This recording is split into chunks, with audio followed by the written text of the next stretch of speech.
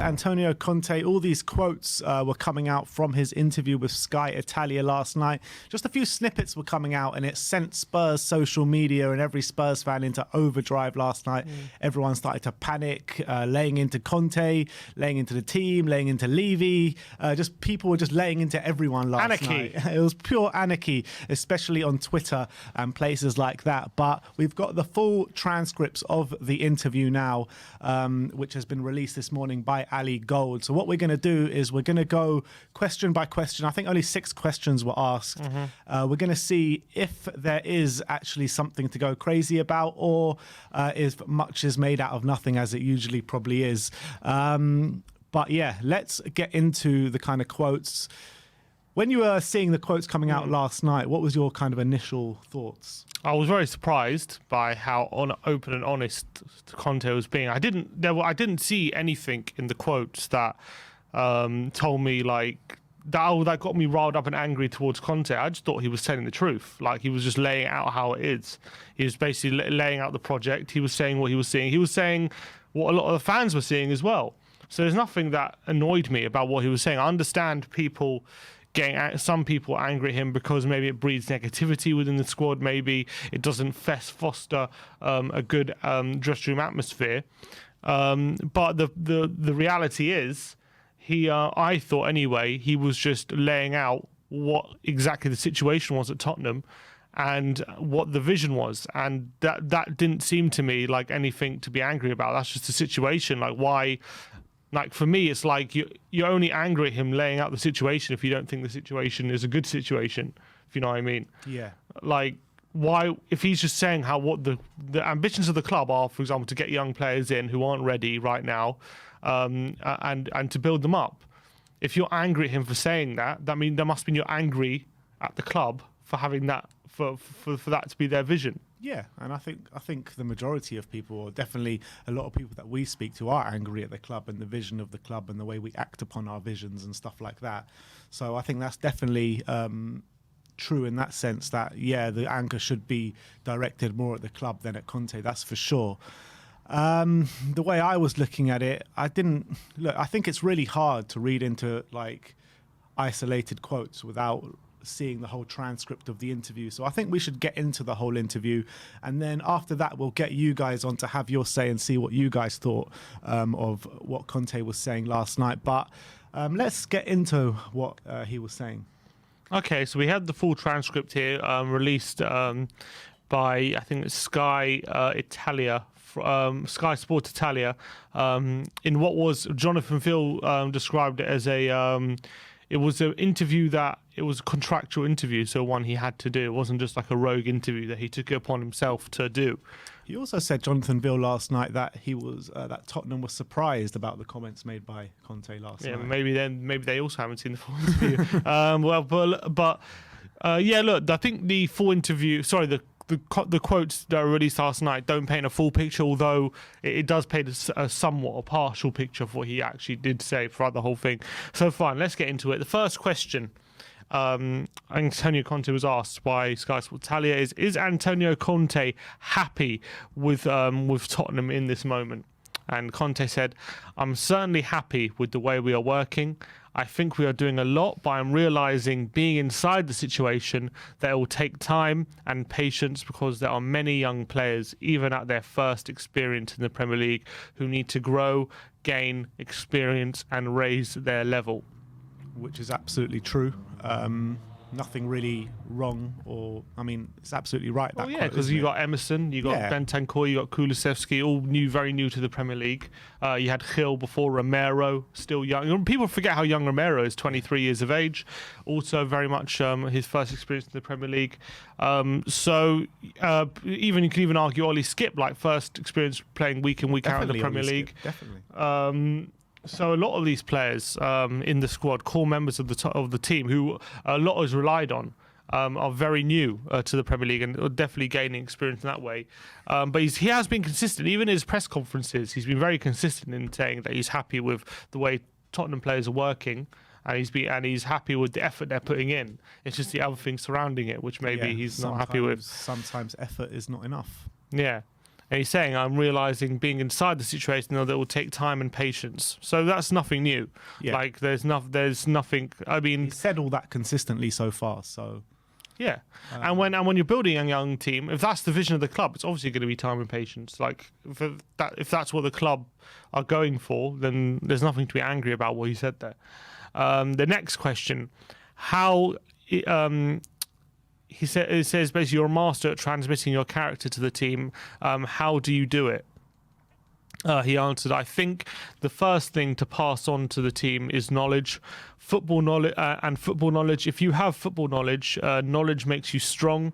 It gives you strength and personality. Surely on a character level, this is a team we are working on. There is a daily psychological work to try and make each player grow individually. Yes, that's pretty standard stuff. Again, it's stuff that he's been saying consistently, that, he needs to first and foremost improve the players that are in the squad. Yeah. So, look, nothing new there. Again. And I think despite the fact that we've lost 2 games in a row recently, or 3 games in a row recently, I think no one can argue we've improved, like, since he took over. Like, I think that's as in individually, I think. But whether the question is how... No one can argue we haven't improved. Sorry, yeah.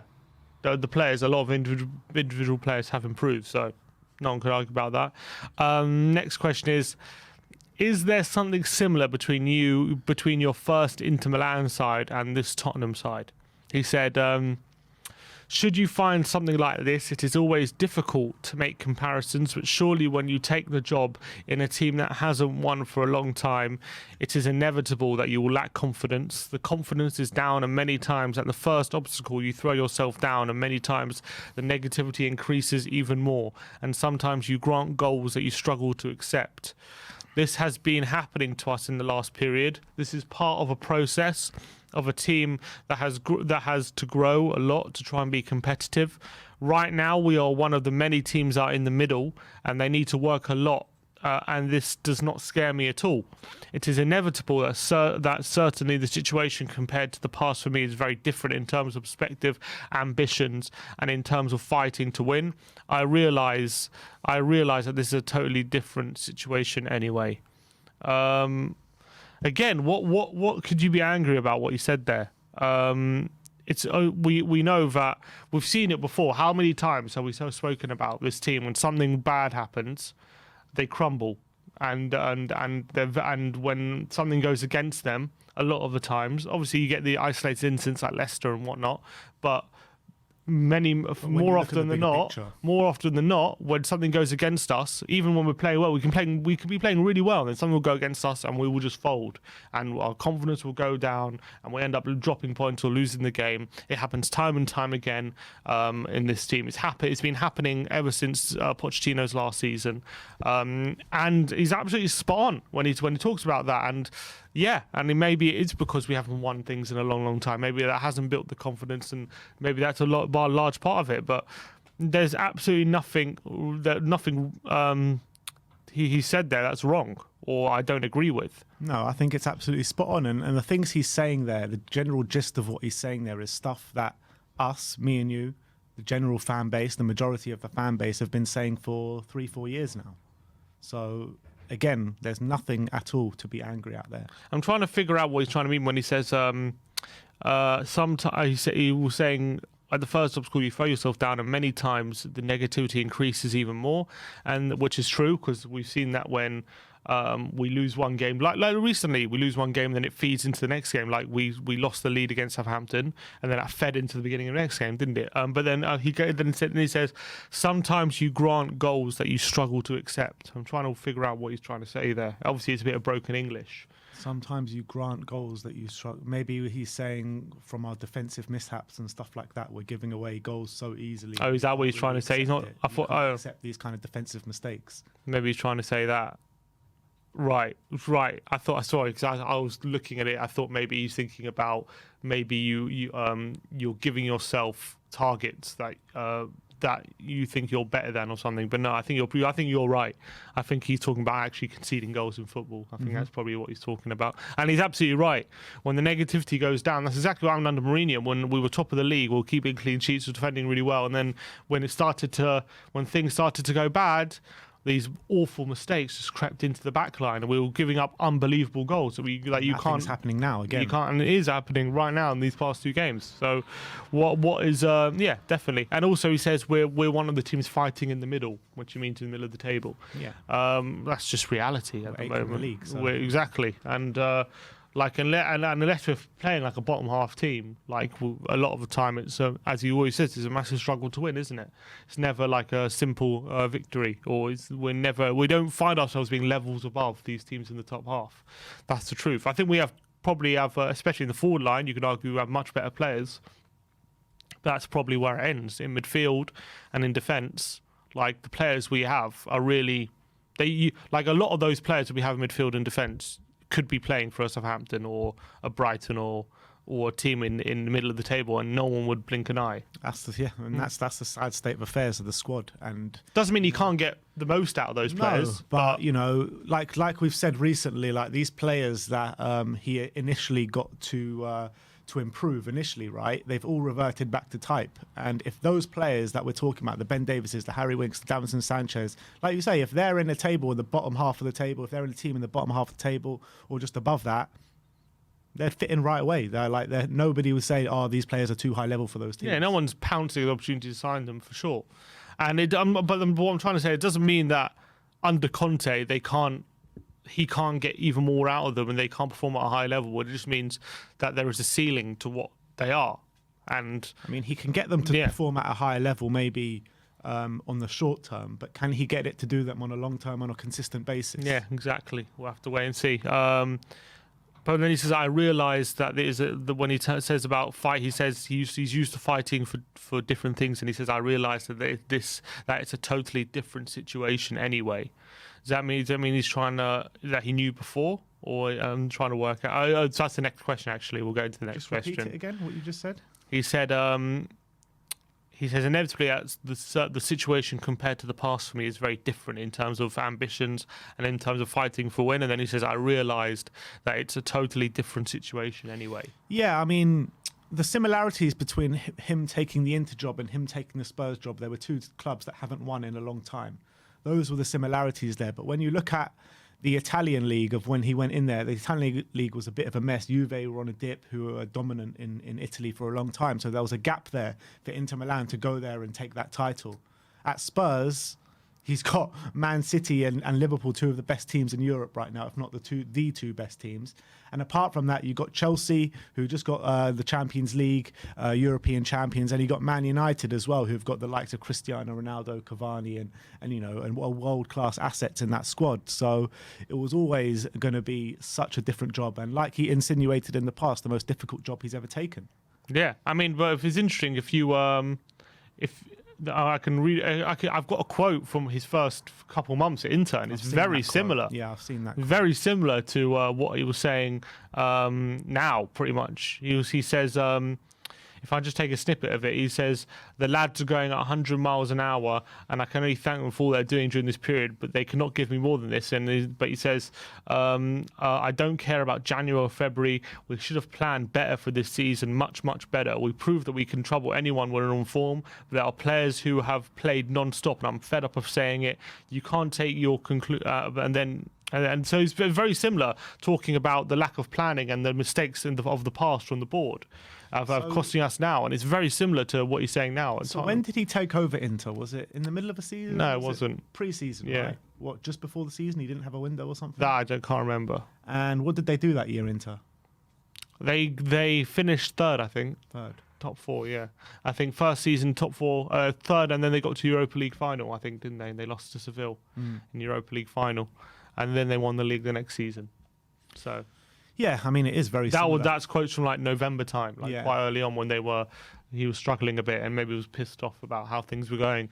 So it's just like people like, I've heard people say like, I've never seen like Conte doesn't usually happen this early for him, like him being so negative, but no, it definitely has. This is just Conte anyway. He's such a super emotional person. Yeah, that's the thing. That's the thing. Like, every time after we lose, it's the worst thing in the world. Whenever we win, it's like the best thing in the world. And there's never a middle ground with him at all. All right, let's take the next question. So the next question was interesting. He says, the last question ended, I realised that it's a totally different situation when it comes to fighting for things. I'm used to being ambitious, but I realised it's a different situation now. And so the next question was, did you realise this now, or did you realise this at the beginning? So it's a question a lot of people have asked. Did he know going into it what the situation would be, or is he only just finding out now? He says, when you're outside, you can never make certain assessments. So from the outside, it may seem something different when you take over a situation. It is inevitable that taking over in the current year is never easy. I promised myself not to do it because I only did it once, and I promised myself not to do it. But then I think take over mid-season. Right. But he says, then there is the desire to always question oneself, even in very, very difficult situations, such as this one of Tottenham, because Tottenham has been in the middle of the table for many years. But here, this did not scare me. I glimpsed the situation that could have developed. Then when you enter the situation, you understand that something, however, what happened you understand something. However, what happened in January is not easy. 4 players left in January, 4 important players for Tottenham. 2 have arrived, so even numerically, instead of reinforcing yourself, in quotes, you may have on paper weakened. Then precise choices were made for many reasons, but I certainly never expected that in January 4 players who I still considered important would change their shirts for 1,000 reasons. This shows the difficulty Tottenham in the last session of the summer transfer market, and in January changed 8 players. That's quite an interesting answer, I think. So, what do you think? So, do you think he's very saying that he's upset with our January transfer window, or is he more saying that he's more upset with the previous summer transfer window in terms of not being ready for the season and then still having these players in the squad? I think both.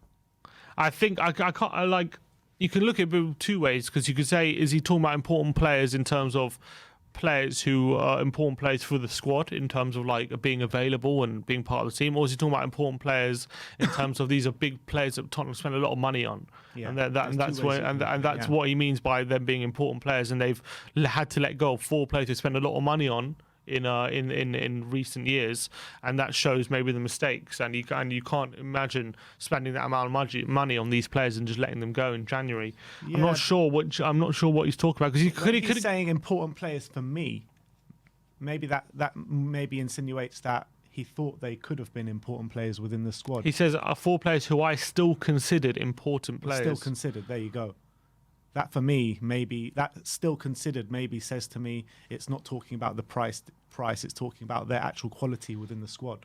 But the worrying thing for me, what he said here in this quote is, I certainly never expected that in January 4 players who I still considered important would change their shirts. Yeah, but that's the thing. Nobody. When you're going into this, January, you're the manager. Surely you've had these. How can you not expect what's coming? How can you? Obviously, he must have signed off on all these players leaving. Surely how can he say he could never expected them to all 4 of them to leave? How can he say that? That's worrying to me. Of course, it's worrying. All of us as a fan base going into this January transfer window, if we told you we'd bring 2 in and get 4 out, all of us were saying our squad is short as it is. Mm-hmm. And to get rid of 4 and to bring in 2, obviously, was going to send alarm bells to the manager and to the fan base. And it has done. Yes, we've brought in 2 quality players. And yes, the 4 players that did go out weren't getting enough game time. But that looks more at Spurs' transfer business over the last couple of years than actually the 4 players going out. But to make your squad weaker and you've got such a big task to do at the second half of the season is very worrying. It really is. And it's just worrying that there doesn't seem cohesion then between the higher ups and Conte in terms of what they expected in January, what they wanted potentially, and what the plan. Surely, what was the plan going forward? Did they not outline this? That okay, we're going to try and get rid of these players, maybe, and then in the summer we'll have a lot more money to spend or stuff like that, or something. Like, how can he say he never expected that? That's really worrying. That there's not that cohesion between what the transfer activity was planning to do. Like, didn't he have? Thought he had this whole assessment, and then he had sat down with Paratici, and they, assessed what they're going to do in January. Like, how can this be a surprise? Well, the assessment, he probably made his assessment and probably said, because these guys weren't getting game time, right? So the assessment that he gave them, in my mind, was, I don't want these players, but I need them to be replaced. Mm-hmm. You know what I mean? So if you get these players out, they need to be replaced. And that's what we kept saying at the beginning of the window. We want players out, but there's no point getting players out if we don't replace them. And that's exactly what's happened. Yeah. And it's interesting when he says, so the question in general was, did you realise what the situation was, Tottenham, or are you just now beginning? And he says, when he says, I glimpsed a situation that could have developed, but when you enter the situation, you understand something. And then he immediately goes on to say, what happened in January is not easy. So, is he saying then, so he was asked, this is part of the answer to the question, did you realise it now or at the beginning? So is he kind of saying, is that answer kind of saying maybe January's thrown him for a loop in a way? Is that what it does sound like that a little bit. It does sound like that. Like January, what's happened in the January window has really given him the full perspective of what's happening at Tottenham. Yeah, it seems that way. It really does seem that way. I mean, I just can't get away from the fact, look, I know we didn't make too much of it when it actually happened, but when you hear Conte say stuff like that, it really does hit home a little bit, to seeing as how much we've actually have weakened the squad, to not only to a fact of personnel, but to a fact that we don't have the luxury of playing a few different systems that Conte likes to play, because how short we are in midfield now. Yeah. And, Conte himself, since he's come in to now, yes, he's predominantly played 3-4-3, but he's had the luxury to move to a 3-5-2 when he wants to. Now he doesn't really have that. Yeah, it's very hard for him. So that, I would say those are quotes which are concerning, although I can't quite wrap my head around,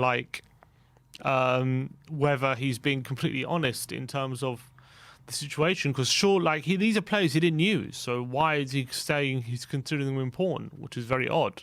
So why didn't he use them more if they were important?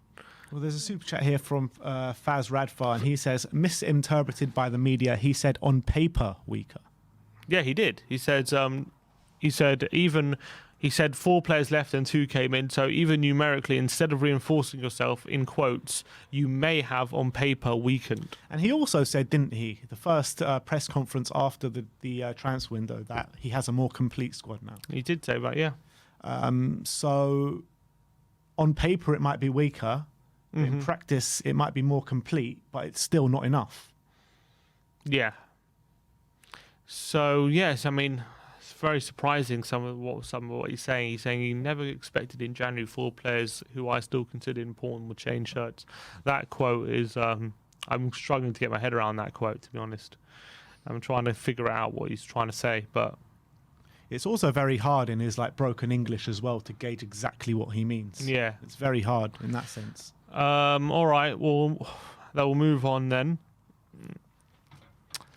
The next question was, during a press conference, you said there were opportunities in the January market, but were there any opportunities Tottenham could have seized and missed? He said it is inevitable that in January it's very difficult to get 2 players like Bentancur and Kulusevski to sign, who I repeat are the ideal prospects for Tottenham, because Tottenham is looking for young players to be developed, not ready players. This is the speech, which I think he means that's what the message from the club is when he says this is the speech, which is right. And so he never outlined that we missed any opportunities, but he's just outlining what Tottenham were looking for in the market. Players to be developed, not ready players. This is the speech, and this is different to how he did his recruiting at Inter Milan. He always took very experienced players. He signed them. I think Perisic he signed. He signed I think Vidal he signed. Ashley Young, Victor Moses, Eriksson. Very experienced. I think Lukaku he signed, didn't he? I think he brought Lukaku to Inter Milan. So he's always that was his remit when he was at Inter. Experienced players who are ready now to compete. Ashley Young and Moses, and these guys as well. So look, I think that when you're looking at what Conte is saying. It's worrying because obviously the way he usually works is to buy experienced players to win now. The way the club is working is to buy young players so we have a bigger future. Conte only has a contract here until the end of next season. So where is this actual long-term vision from Conte and the club? Because it seems a bit kind of misaligned because the club are planning for one thing. Conte's only here till the end of next season. So Well, he can sign a new deal. I know he can sign it, but right now his contract ends next season, right? At the end of next season. So where's this long-term vision that the club and Conte are supposed to be so aligned about? Don't know.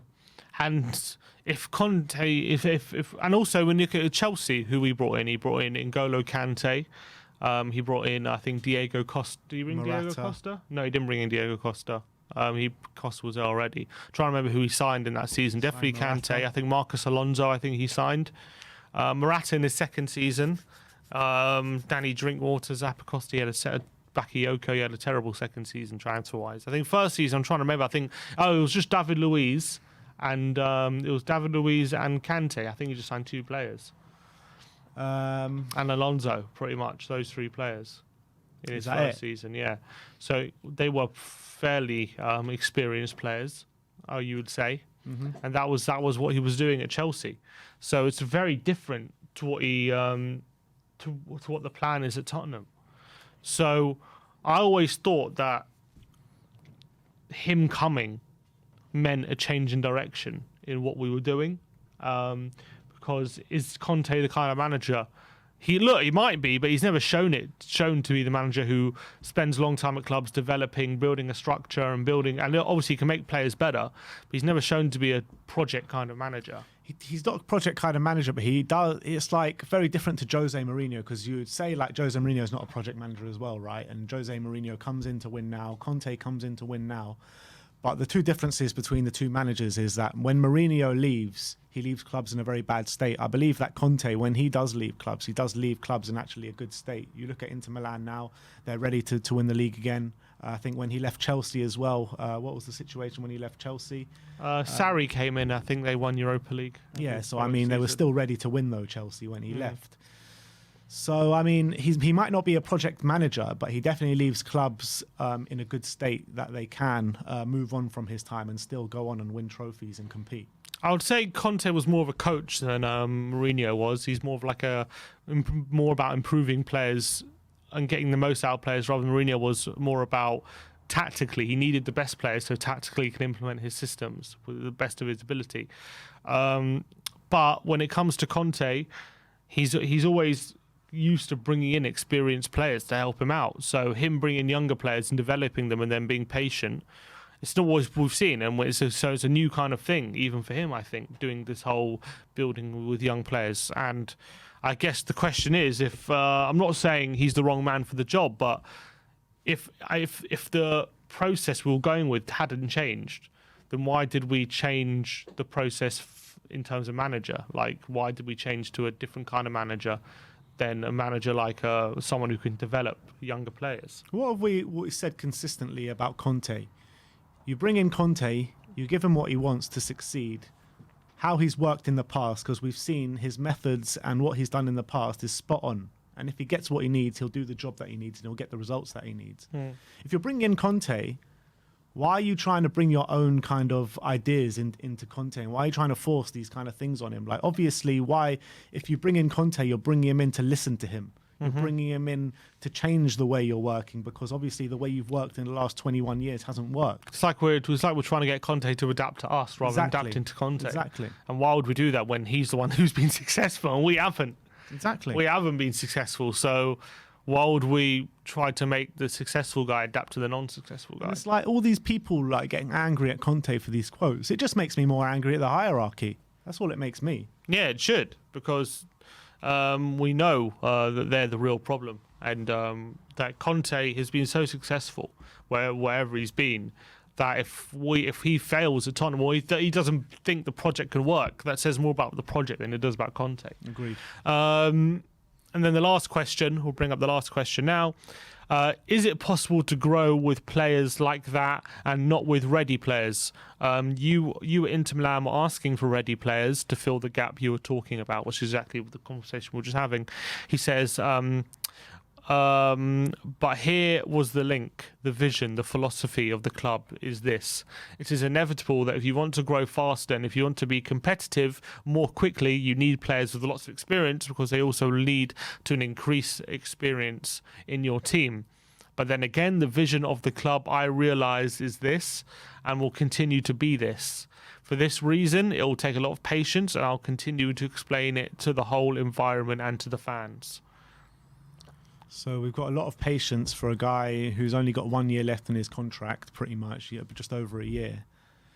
So, I mean, where are we going with this project? Where are we going? Because is Conte going to be here to oversee the project till we need him to be here to oversee it? Because that's not usually the case. This is not the way usually Conte works. So, I mean, is he at some point going to grow too frustrated with this project and ultimately leave? No data. Oh, no data. Oh, we're back. I don't know what you heard there, but I said that is Conte ultimately going to grow too frustrated with this project and leave because he's only got a year and a bit left in his contract? Yeah, I mean, we don't know. I guess a lot depends on how the season ends, I guess, and what happens in the summer. I think a lot depends on that as to if he's going to be here beyond the end of his contract. But it's interesting, so because you were saying Inter Milan, the philosophy and the vision of the club was to buy experienced players to help them be more competitive immediately and to win now. Whereas with Tottenham, it's a very different vision, and that's what he's trying to translate to the club. Sorry, that's what he's trying to translate all the time to the fans and to explain to the whole environment to the fans. So sounds like he's trying to explain it to the players as well by saying that. And it says he's going to take a lot of patience. So it doesn't say he's unhappy or he doesn't like it or anything. That's just what he's saying. So it's hard to look. I think a lot depends how the summer goes and how we end the season this season. Whether he believes in the project or not. But the problem is with Tottenham is the annoying thing is you kind of own just because you build a squad, right, and then because we didn't sign anyone, we had this project when Pochettino started, young players, good quality players who grew with the team, and then we hit a point where after a few years we were challenging for titles, we were playing really well, it took a lot of patience, but we finally got there. We were a solid team 4 years in a row in the top 4 Champions League, and then because we let it go stale, we're now at the stage we have to rebuild and we have to start with the young players again. But because we're a team that never won anything, we're just so desperate for some sort of success, and the patience has run out because we were patient and we were rewarded for our patience beforehand with what happened, and we were rewarded for sticking with the project, and we saw the fruits of our labour under Pochettino, and obviously we didn't win anything, unfortunately. So you could argue we didn't really see the fruits, but it's not the case We've got where a Champions League final ticket to show for it. It's not the case where just because it's not the case that it's always a cycle of rebuild, have a solid team, and then it all falls apart and you have to rebuild again. You only get to that stage where you have to rebuild again if you let it get there. That's unfortunately what we've done, but it's not a vision. It shouldn't have been the vision of the club we have to rebuild again. It should be the vision of the club to keep building on what we had. And we had a very stable foundation. So this whole thing that the club, or the vision of the club, is young players who grow and rebuild. So they are pretty much admitting, the club have admitted pretty much that they screwed up so much and we have to just rebuild the whole thing again completely start from scratch. That's pretty much what they're saying, I feel. Yeah, and they're saying that. They're saying that and they're trying to act upon that. But then again, the managers that they bring in are completely the opposite. Jose Mourinho, since Pochettino's gone, Jose Mourinho, win now manager. I think when Mourinho came, the philosophy wasn't to rebuild again. It was to win now. Yeah, I think that was. They didn't realise what shit they actually put themselves into. Yeah, pretty much. That's what I think happened. They didn't realise how much they'd screwed up, and how badly their mistakes were. And then they went for Nuno, who's I don't even know what he is. Is he a project manager? He's definitely not a win now manager, that's for sure. And that was obviously a bad fit. He went after 10 games or whatever it was. And now Conte's in, another win now manager. And now they switch back the philosophy to a project under a win now manager. Just doesn't make sense. Just doesn't make sense. The decisions that this hierarchy make time and time again just don't make sense whatsoever. Yeah, pretty much. And that is the most concerning thing at the moment. And I'm not sure if... I'm just worried that the manager and the philosophy of the club, or where the club want to go, is aligned. You would think you bring Conte in because you want his philosophy, you want to go in his direction. You don't bring in a manager like Conte and force him into your direction. That's not how it should work. Yeah, and that's what we said when we signed Conte. It was like, this must be a sign of something. Exactly, it's got to be a sign. It's got to be a step that we're changing the way we work. All this kind of stuff, and it's clear by what Conte's saying that we're not changing the way we work. Right. So, whether this whole thing ends well, I'm starting to question it. We'll have to wait and see. I mean, it doesn't. I'm starting to question how this all ends, to be honest, because it kind of points to a bad direction. Yeah, unless they can bring in players of the kind of ilk of Bentancur and Kulusevski that are young but experienced young players. And if you bring in experienced young players for good money, then I think the project can work under Conte. I really believe that, and it will have longevity as well. Yeah, it's about finding the right profile of player to bring in, not the kind of players like a Brian Hill, but players like Kulusevski and Bentancur. That's the kind of profile, and he insinuated that in the interview as well, didn't he? He said these are the right profile for Tottenham, as opposed to the mistakes that we made in the past. So I think that's the one way that we can share both people's visions. You can share Conte and Levy's visions by bringing in these kind of players. All right. Well, that is all the full transcript of Antonio Conte's full interview with Sky Italy.